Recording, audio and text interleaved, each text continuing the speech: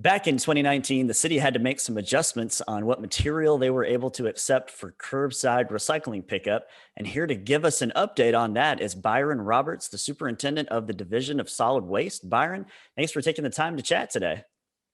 Oh, it's no problem. I'm glad to be on here to give the citizens an update of everything that's been going on Yeah. and what we're looking forward to in the future. Yeah, and this is your second time on the show, so we really appreciate it. And before we get into sort of how things stand now, let's talk about a brief overview of of why the city couldn't accept certain items for recycling and kind of how we got where we are today.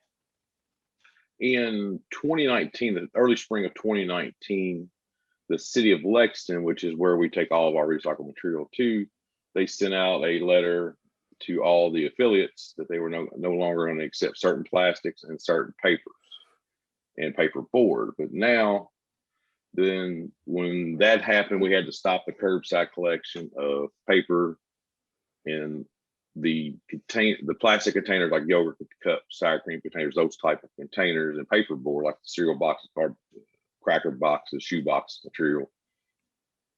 Then when we did that, we went ahead and stopped glass as well. The glass is very hard on the city's equipment and overall, and it costs the city quite a bit to dispose of it through Lexington.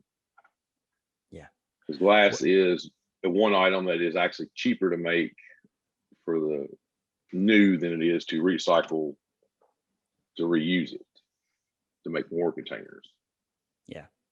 So given that, where do we stand now here in the late winter of 2021?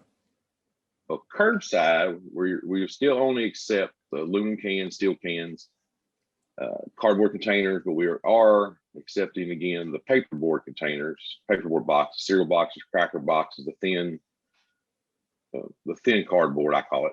It's like anything that stores dry food or material in it is acceptable now.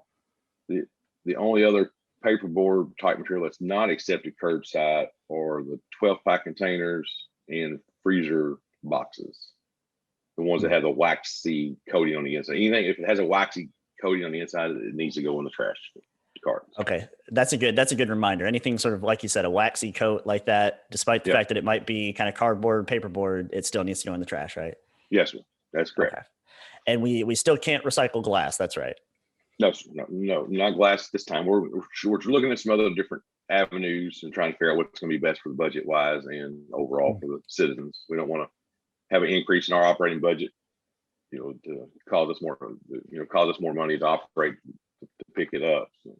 Yeah, but we do have, if people don't know, we have a paper drop-off container at 309 Rouse Avenue that's open 24 hours a day. And it accepts any type of paper, newspapers, junk mail, office paper. If it's a paper product, you throw it in a container. It's separated. It's separate from the other items. And what was that address again? And people can drop that off. 309 Rouse Avenue. 309 Rouse Avenue. That's great information.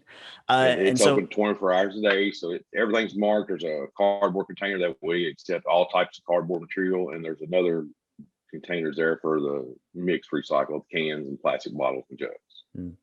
Yeah, I've got to load my car up and take some cardboard down there sometime soon after the holidays. It's creating quite a big space in my garage right now. Byron, when do you anticipate things getting back to the way we were pre-fall of 2019? It's really hard to say. The market has the big play in it. And right now, like paper, Lexington has only found an end user that wants clean paper, which is not, that doesn't mean it has to be clean of everything. They do not want it mixed with other recycled material. Any kind of liquids and food debris that'll get on it. They want it just strictly paper when they sell it. That's what, and the research that I've done myself, that's the hardest thing is everybody wants clean paper. And curbside, it's just not feasible to pick it up curbside. It's hard to say. It would be really hard to separate it again. Yeah, that's understandable. Well, where can people stay up to date on any of these recycling changes?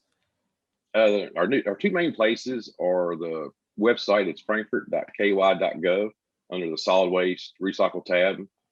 Then also at the bottom of the homepage there's always, if there's any major announcements, whether it's a holiday schedule or 3-week announcement, it'll always be there as well. And our Facebook page, which is Frankfort Commons Kentucky City Hall. And they put out quite a bit of updates on their 3-week schedules, the holiday schedules as well. Any schedule changes, that 90% of the time they'll always be posted on Facebook, on the Facebook page first. But hopefully within, this is in February, we're hoping by middle of March, 1st of April, we'll be releasing an app in a toolbar on the city's website that residents can type in what they want to dispose of, and find out what to do with it correctly, whether it's a recycle item or a trash item. It'll be on the city's website. Then if we get enough downloads on it, we'll be able to put it on our Facebook page as well. But we'll also have an app that'll be a free download for iPhone users and Android users. In both the app and the website, you'll be able to put in your address and sign up for email or text notifications for any route changes due to weather, holidays, free week notifications. That sounds amazing. Every resident, before when we launch it, we'll be mailing out like a postcard type thing with all the information, how to download it and where to download everything at. That's great. Yeah, we'll make sure to share that information with our viewers when the app goes live. We're really excited about that. It'll actually be for county residents too, because you'll be able to differentiate between, if you live in the county, it'll tell you that this item is what to do with it if you're a county resident versus in the city. So, and just based on your address, right? It'll determine for you whether or not you're in city or county limits. Yes, us, myself and Brittany, the solid waste coordinator for the county, give them all the addresses that we currently have. Then we'll keep updating as any new properties are added onto our list. That's really exciting. That'll be a really cool app and a really cool service for citizens of Frankfort and Franklin County. Byron, thanks so much for being on the show today, giving our viewers an update on the recycling situation in the city. We'll talk to you soon. All right, thank you.